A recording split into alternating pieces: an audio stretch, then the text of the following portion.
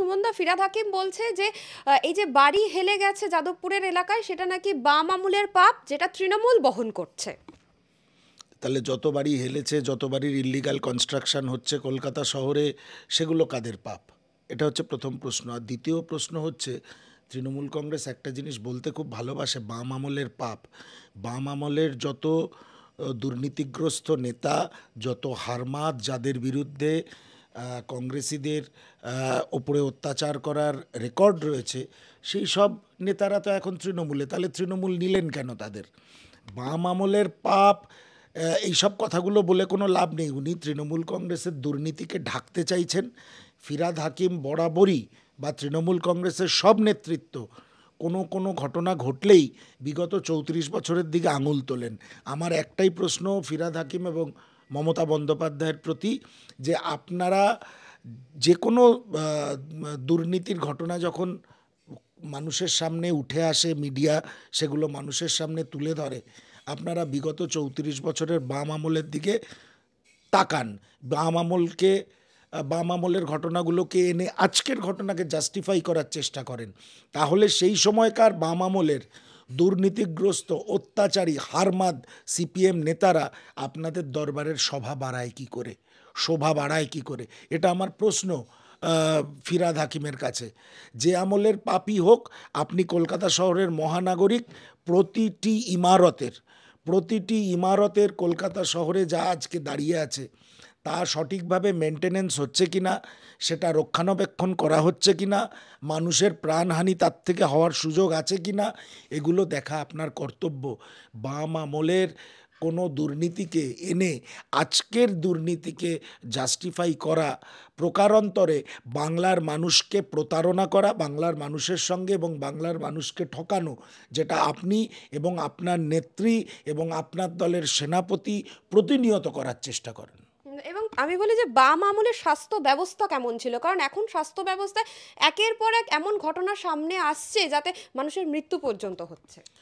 বাম আমলের স্বাস্থ্য ব্যবস্থা আজকের স্বাস্থ্য ব্যবস্থার থেকে খুব বেশি আধুনিক ছিল বা ভালো ছিল বলে আমি মনে করি না।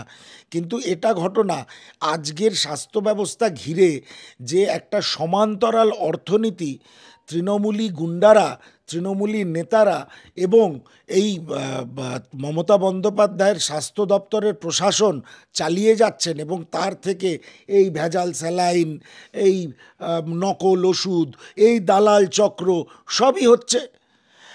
আমি বলছি না বাম আমলে একদম আমেরিকার মতন স্বাস্থ্য ব্যবস্থা ছিল, কখনো আমি সে কথা বলছি না, কিন্তু আপনারা মানুষের সঙ্গে প্রতারণা করছেন।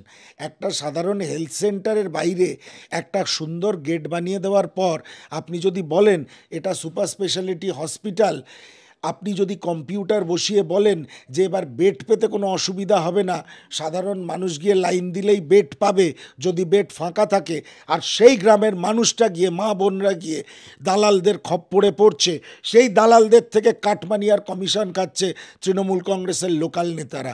এ কোন স্বাস্থ্য ব্যবস্থা মমতা বন্দ্যোপাধ্যায় বলছেন? এ কোন স্বাস্থ্য ব্যবস্থা আমাদের আপনারা উপহার দিচ্ছেন? এবং সেখানে গিয়ে কুণাল ঘোষ কিন্তু মন্তব্য করছে যে যারা দ্রোহের সময় নাচানাচি করেছিলেন, অর্থাৎ জুনিয়র ডক্টররা, তারাই কিন্তু আজকে যে মানুষ মরে গেল, যে প্রসূতি মরে গেল, তার জন্য দায়ী কোথাও গিয়ে। আমি কুণালবাবুকে আপনাদের মাধ্যমে প্রশ্ন করছি, আপনাদের নেতারা প্রশাসনের সঙ্গে হাত মিলিয়ে যে অপরিশোধিত বা এক্সপায়ার্ড হয়ে যাওয়া স্যালাইন কিনেছেন, সেই সব নেতাদের বিরুদ্ধে সিআইডি তদন্ত করুন। আপনাদের নেতাদের বিরুদ্ধে সিআইডি তদন্ত করুন, আপনাদের প্রশাসনের লোকেদের বিরুদ্ধে সিআইডি তদন্ত করুন। তাহলেই দুধ কা দুধ পানি কা পানি হয়ে যাবে। কেউ এইসব জুনিয়র ডাক্তাররা, একদম পরিষ্কারভাবে বলছি, আগেও আমি বিভিন্ন সংবাদ মাধ্যমে বলেছি, এরা তো শেষ যে নবান্নতে মিটিং হয়েছিল, সেই মিটিংয়ে গিয়ে মমতা বন্দ্যোপাধ্যায়ের কাছে একদম সারেন্ডার করে এসছে। আজকে আর নতুন করে তারা আপনাদের সঙ্গে শত্রুতা করবে কেন? শত্রুতা করার কোনো প্রশ্নই ওঠে না। জুনিয়র ডাক্তাররা তাদের আন্দোলনকে, আবারও বলি, কানাগলিতে পাঠিয়ে দিয়েছে। যে আন্দোলন আগামী দিনের বাংলার রাজনৈতিক মানচিত্রে একটা নতুন রূপ দিতে পারত, সেই আন্দোলনটাকে মমতা বন্দ্যোপাধ্যায়ের প্রশাসনের চাপের কাছে, থ্রেট কালচারের কাছে মাথা নত করে কানাগলিতে পাঠিয়ে দিয়েছে। কুণালবাবু ডাক্তারদের দিকে আঙুল তুলছেন একটাই কারণে, উনি মানুষের নজর ঘোরাতে চান, উনি মানুষকে বোঝাতে চান সবটাই তাদের বিরুদ্ধে ষড়যন্ত্র। কিন্তু কুণালবাবুকে আমি অনুরোধ করব, আপনাদের মাধ্যমে সিআইডিকে বলুন, আপনাদের লোকাল নেতারা, সেই মেদিনীপুর মেডিকেল কলেজের অঞ্চলের যেসব নেতা আছে এবং মেদিনীপুর মেডিকেল কলেজের যারা প্রকিউরমেন্ট বিভাগ আছে, পারচেস ডিপার্টমেন্ট আছে, তাদের যারা বৈজ্ঞানিক আছে, তাদের সিআইডি তদন্তের আওতায় আনতে। কারণ তারা টাকা খেয়ে লোকাল তৃণমূল নেতাদের সঙ্গে ভাগাভাগি করে সেই টাকা এই ধরনের স্যালাইন হসপিটালে ঢুকিয়েছে এবং রুগীদের ওপরে প্রয়োগ করেছে। কুণালবাবু অসত্য কথা বলছেন। এখন খুব ভালো নাবিক তো, ডুবন্ত জাহাজকে বাঁচানোর চেষ্টা করছেন। এবং আমরা কিন্তু অপরদিকে সেবাশ্রয়ের মতো মেডিকেল ক্যাম্প দেখতে পাচ্ছি, যেটা নাকি একেবারে নজিরবিহীন ঘটনা ঘটছে। অভিষেক বন্দ্যোপাধ্যায় বলছে যে সরকারি হসপিটালে যত না মানুষ যাচ্ছে তার থেকে বেশি আসছে সেবাশ্রয় ক্যাম্পে। তো এই যে আমাদের পশ্চিমবঙ্গে দুটো দিক স্বাস্থ্য ব্যবস্থার উঠে আসছে, তাহলে কি কোথাও গিয়ে অভিষেক বন্দ্যোপাধ্যায় মমতা বন্দ্যোপাধ্যায়কে চ্যালেঞ্জ ছুড়ে দিচ্ছে? তার মানে একটা জিনিস বাংলার মানুষ আজকে ক্লিয়ার হয়ে গেল, যে যদি তৃণমূল কংগ্রেস বা তৃণমূল কংগ্রেসের প্রশাসন মনে করে তাহলে তারা ভালো স্বাস্থ্য পরিষেবা দিতে পারে। যদি আপনার কথাটাই ঠিক হয় যে হসপিটালে যাচ্ছে না, হেলথ সেন্টারে যাচ্ছে না, নার্সিংহোমে যাচ্ছে না, অভিষেক বন্দ্যোপাধ্যায় আয়োজন করা ক্যাম্পে যাচ্ছে, তা আর ক্যাম্পে গিয়ে দারুণ পরিষেবা পাচ্ছে, তাহলে সেই পরিষেবাটা বাংলার মানুষকে বাংলার সরকার এতদিন দেননি কেন? বিষয়টা হচ্ছে পিসিকে ছোট করার জন্যে ভাইপো লড়াই করছে, ভাইপোকে ছোট করার জন্যে পিসি বলছে দল আমার নিয়ন্ত্রণে আছে। আজকেই দেখবেন বিভিন্ন সংবাদপত্রে বেরিয়েছে, মমতা বন্দ্যোপাধ্যায় বলেছে দল আমার নিয়ন্ত্রণে আছে, দল আমি চালাবো। ঠিক? তাহলে যখন দল আপনার নিয়ন্ত্রণে আছে, তার মানে ভাইপো আপনার নিয়ন্ত্রণে আছে, ভাইপো দলের সাংসদ, তাহলে সে যদি একটা মেডিকেল ক্যাম্পে এত ভালো পরিষেবা দিতে পারে, আপনার স্বাস্থ্য দপ্তর এই 2011 সালের পর থেকে, যখন আপনারা ক্ষমতায় এসেছিলেন, তারপর থেকে স্বাস্থ্য ব্যবস্থার এত উন্নতি করেননি কেন? ভাইপো পিসির লড়াইতে কিছু মানুষ হয়তো কিছু ভালো পরিষেবা পাচ্ছে, কিন্তু এটাই বাংলার রূপ নয়। এই পরিষেবা তো ভাড়া করে আনা হয়েছে, পয়সা দিয়ে আনা হয়েছে, কালো টাকা বা প্রমোটারদের টাকায় করা হচ্ছে। এই পরিষেবা তো সারা পশ্চিমবঙ্গ পাবে না। অভিষেক বন্দ্যোপাধ্যায়, মমতা বন্দ্যোপাধ্যায়ের স্বাস্থ্য ব্যবস্থাকে ছোট করে দেখানোর জন্যে এই পরিষেবাটা দিচ্ছেন। এটা ক্ষণিকের পরিষেবা। এই ক্যাম্প কতদিন চলবে আমি আপনাদের জিজ্ঞেস করছি, আপনারা জানেন কিছু? বেশি দিন নয় তো, ব্যাস। তা বেশি দিন না হলে আমিও হয়তো দুটো ভালো ডাক্তার, দুটো ভালো ব্লাড ব্যাংক, দুটো ভালো নার্সিংহোমকে রিকোয়েস্ট করলে আমার পাড়ায় এসে খুব ভালো হেলথ ক্যাম্প করে দিয়ে যাবে। বিষয়টা হচ্ছে আপনার যখন ভিশন আছে মানুষকে ভালো পরিষেবা দেওয়ার, তা সেটা সারা বছর হয় না কেন? পিসিকে ছোট দেখানোর জন্যে মানুষ পরিষেবা পাচ্ছে, এটা ভাইপো পিসির লড়াই, এটা বাংলার স্বাস্থ্য ব্যবস্থার আসল রূপ নয়। ওরা আবার বাংলার মানুষের সঙ্গে প্রতারণা করছেন।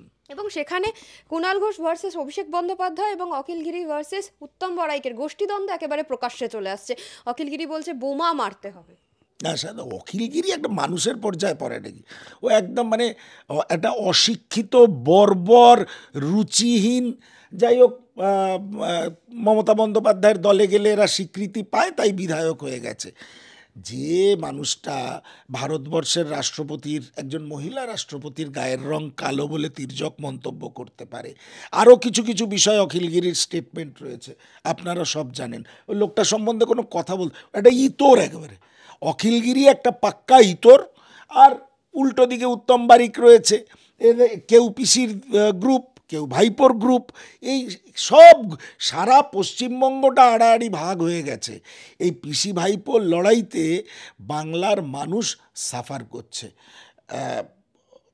এই অখিলগিরি সম্বন্ধে বা অখিলগিরির কোনো স্টেটমেন্ট সম্বন্ধে আমরা যারা মনে করি একটু আধটু লেখাপড়া জানি, একটু আধটু রুচি আছে, শিক্ষা আছে, কোনো ধরনের মন্তব্য করা উচিত না। মমতা বন্দ্যোপাধ্যায়ের দলের একজন ম্যাসকট হচ্ছে অখিলগিরি। অখিলগিরির ভাষা হচ্ছে তৃণমূলের ভাষা, অখিলগিরির কালচার হচ্ছে তৃণমূলের কালচার। সেই অখিলগিরিকে নিয়ে কেন প্রশ্ন করছেন?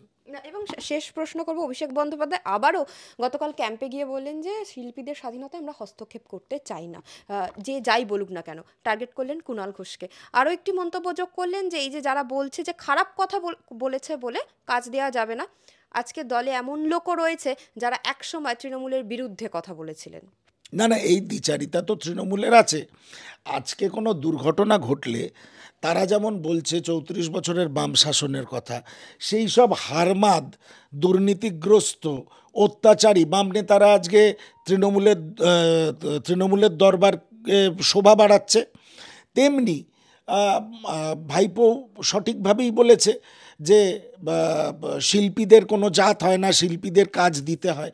কিন্তু অভিষেক বন্দ্যোপাধ্যায়কে আমি একটা প্রশ্ন করি, আজকে না হয় পিসির সঙ্গে আপনার ঝগড়া, 2011 সালের পর থেকে বহু ইনস্ট্যান্স আছে যে কোনো শিল্পী, কোনো আমলা, কোনো গায়ক, কোনো শিল্প জগতের মানুষ, কোনো লেখক যদি মমতা বন্দ্যোপাধ্যায়ের বিরোধিতা করেন, মমতা বন্দ্যোপাধ্যায়ের দিকে প্রশ্নের আঙুল তোলেন, তারা কি সঠিকভাবে শান্তিপূর্ণভাবে তাদের কর্মক্ষেত্রে কাজ করতে পেরেছেন?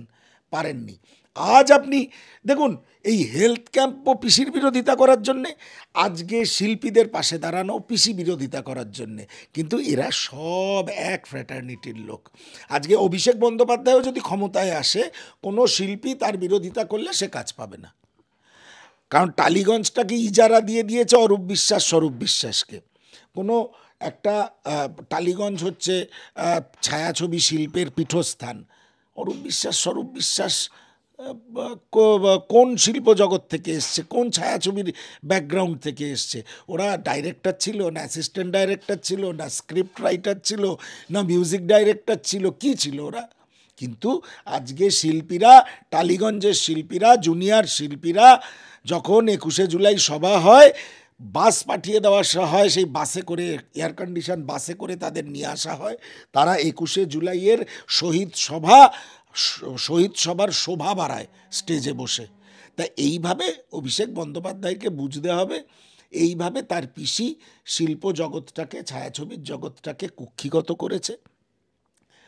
অভিষেক বন্দ্যোপাধ্যায় আজকে পিসির ওপরে অভিমান বা রাগ বা ক্ষমতার লড়াই, পাওয়ার সেন্টারের লড়াই, এই সব কথা বলছেন। কিন্তু আমি দায়িত্ব নিয়ে বলছি, এই অভিষেক বন্দ্যোপাধ্যায়ও চেয়ারে বসলে, যদি উনি পারবেন না বা যদি কোনো দিন চেয়ারে বসেন, এক রূপ অভিষেক বন্দ্যোপাধ্যায়ও ধারণ করবেন। আর কুণালবাবুর কথার আমি উত্তর দেব না, যে এককালে অভিষেককে সেনাপতি বলতো, সে আবার এখন অভিষেকের বিরোধিতা করছে। যে এককালে মমতাকে বলতো সারদার মেন বেনিফিশিয়ারি, সে এখন মমতাকে বলছে বাংলার মা। আমি কুণালবাবুর কথার কি উত্তর দেবো? ওনার কথার উত্তর দিলেই আবার সমাজ মাধ্যমে গালিগালাজ এসব ওনার বানর সেনারা করতে শুরু করে দেবেন। অত দরকার নেই কুণালবাবুকে নিয়ে বলার। কুণালবাবুর পলিটিক্যাল সার্ভাইভাল, পলিটিক্যাল এক্সিস্টেন্সের জন্য কুণালবাবু রাতারাতি ক্যাম্প বদলান, এটা কুণালবাবুর পুরনো হ্যাবিট। উনি যেখানে আছেন ভালো থাকুন, ওনার কোনো কথার আমি উত্তর দেবো না। রাহুল গান্ধী বক্তব্যতে যেটা শুনলাম যে বিজেপি আরএসএস এর বিরোধিতা করার সঙ্গে সঙ্গে ভারতের বিরোধিতা করার কথাও বলেছেন। ভারতের সঙ্গে বিরোধিতা কিসের রাহুল গান্ধী? যে বিজেপি বা যে আরএসএস প্রধান মোহন ভাগবত বলতে পারেন যে 1947 সালের স্বাধীনতা প্রকৃত স্বাধীনতা নয়, রাম মন্দির যেদিন প্রতিষ্ঠা হলো সেদিনই আসল স্বাধীনতা ভারতবর্ষ পেল। রাহুল গান্ধী সঠিকভাবেই বলেছেন যে সেই ভারতবর্ষের সঙ্গে আমাদের লড়াই। 1947 বা তার আগে যত স্বাধীনতা সংগ্রামী ছিলেন, তার মানে ক্ষুদিরাম মাস্টারদা, সূর্য সেন, বাল গঙ্গাধর তিলক থেকে শুরু করে মহাত্মা গান্ধী, এদের সংগ্রাম, নেতাজি সুভাষচন্দ্র বোস, এদের সংগ্রামের কোনো দাম নেই। তার মানে ভারতীয় জনতা পার্টি এবং আরএসএস যে স্বাধীনতা সংগ্রামীরা ছিল, সেই স্বাধীনতা সংগ্রামীদের সংগ্রামকে অপমান করছেন। ওদের কাছে আসল স্বাধীনতা সংগ্রাম হচ্ছে ভারতবর্ষকে হিন্দু রাষ্ট্র বানানো। তার বিরুদ্ধেই রাহুল গান্ধী মুখ খুলেছেন। রাহুল গান্ধী বলতে চেয়েছেন যে 1947 সালে বহু মানুষের রক্ত, বহু মানুষের আন্দোলন, বহু নামকরা আন্দোলন এই এশিয়া মহাদেশে ঘটে গেছে। বহু বড় বড় ব্যক্তিত্ব ভারতবর্ষের স্বাধীনতা আন্দোলনের সঙ্গে তাদের কর্মপদ্ধতির মাধ্যমে জড়িয়ে পড়েছিলেন, যেরকম নেতাজি সুভাষচন্দ্র বোস, বিশ্বকবি রবীন্দ্রনাথ ঠাকুর, অ্যালবার্ট আইনস্টাইন, বহু মানুষ ভারতবর্ষের স্বাধীনতা নিয়ে মন্তব্য করেছেন, ভারতবর্ষের অহিংস আন্দোলন নিয়ে মন্তব্য করেছেন। তাহলে আজকে তারা সব ফিকা পড়ে গেছে। আসল আন্দোলন বা আসল স্বাধীনতা রাম মন্দির। ভগবান রাম আমাদের হৃদয়ে থাকুন। ভগবান রাম কি বলেছেন? সবাইকে নিয়ে বাঁচতে হবে, সবাইকে নিয়ে চলতে হবে, সবার প্রতি ইকুয়ালিটি, নিরপেক্ষতা বজায় রাখতে হবে। কিন্তু সেটা কি মোহন ভাগবতরা পারছেন না। তারা মানুষের খাদ্য, মানুষের বস্ত্র, মানুষের দৈনন্দিন জীবনযাপন, সংবাদ মাধ্যমকে আক্রমণ, বিচার ব্যবস্থাকে আক্রমণ, শুধু তাদের একটাই টার্গেট, হিন্দি, হিন্দু, হিন্দুস্তান। এই ভারতবর্ষের বিরুদ্ধে লড়ার কথা রাহুল গান্ধী বলেছেন। বিকৃত করা যায়, বিকৃত করা একটা শিল্প, এবং সেই শিল্পে বিজেপি যে সবার আগে এগিয়ে রয়েছে তাতেও কোনো সন্দেহ নেই। কিন্তু রাহুল গান্ধীর কথা বা যারা রাহুল গান্ধীর মতন যারা দেশপ্রেমিক তাদের কথা যদি বিকৃত করে, তাহলে সেসব লোককে তো জেলে ভরে দেওয়া উচিত। কান মুলে এই মোহন ভাগবতদের জেলে ঢুকিয়ে দেওয়া উচিত। আমি অন এয়ার বললাম, তাতে যা হয় হবে। কান মুলে আমার নেতার ভাষা, আমার নেতার মানসিকতা, জাতীয় কংগ্রেসের মানসিকতা বিকৃত করলে সে মোহন ভাগবত হোক আর অমিত মালব্য হোক, কান মুলে জেলে ঢুকিয়ে দেওয়া উচিত। এই বিজেপির ভারতবর্ষ, এই আরএসএসের ভারতবর্ষ, এই হিন্দি, হিন্দু, হিন্দুস্তানের ভারতবর্ষের বিরুদ্ধে আমাদের লড়াই। ভারতবর্ষ সকলকে নিয়ে, সকল ভাষাকে নিয়ে, সকল ধর্মকে নিয়ে, সকল ডাইভার্সিফিকেশনকে নিয়ে। ভারতবর্ষে কোথাও যখন বৃষ্টি পড়ে, কোথাও তখন খটখটে রোদ। এই হচ্ছে ভারতবর্ষের ডাইভার্সিফিকেশন। তা সেই ভারতবর্ষ সম্বন্ধে রাহুল গান্ধী বলতে গিয়ে বলেছেন যে ওই আরএসএস এবং বিজেপির ভারতবর্ষের বিরুদ্ধে আমাদের লড়াই। উনি ভারত রাষ্ট্রের বিরুদ্ধে লড়াইয়ের কথা বলেননি। এবং রাহুল গান্ধীকে যদি রাষ্ট্রবিরোধী তকমা দেওয়ার চেষ্টা হয়, সারা ভারতবর্ষ জুড়ে আমরা আইনি ব্যবস্থা নেব মোহন ভাগবত এবং অমিত শাহের বিরুদ্ধে।